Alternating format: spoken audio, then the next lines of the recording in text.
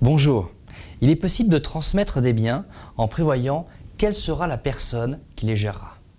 C'est ce que permettent la désignation dans une donation ou un legs d'un tiers administrateur qui administrera les biens reçus par un mineur pendant sa minorité. Ou encore via un mandat posthume qui désigne un mandataire pour une durée limitée qui administrera les biens d'héritiers désignés, mineurs ou majeurs. Ces dispositions permettent notamment d'écarter le père ou la mère du bénéficiaire de la donation ou de la succession de la gestion des biens. Les juges de la Cour de cassation viennent de rappeler l'efficacité de ces dispositions dans des arrêts en date du 10 juin 2015. Au sujet du tiers administrateur, ils énoncent que le donateur ou le défunt peut soustraire à l'administration légale des pères et mères les biens qu'il donne ou lègue à un mineur. On rappellera que cette disposition peut s'appliquer à toute la part reçue par l'enfant mineur.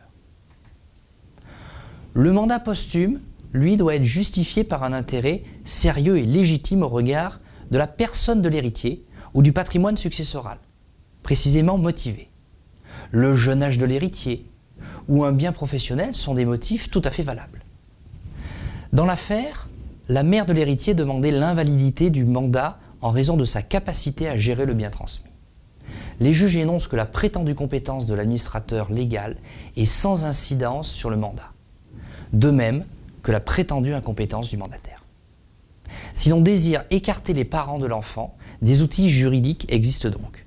Leur efficacité n'est pas variable selon les compétences du parent écarté, et le donateur ou défunt peut choisir le mandataire ou tiers administrateur assez librement. Il est recommandé de vous adresser à votre conseiller afin de vérifier si ces outils juridiques sont adaptés à votre situation. Et le cas échéant, il pourra vous accompagner dans leur mise en place. Merci de votre attention.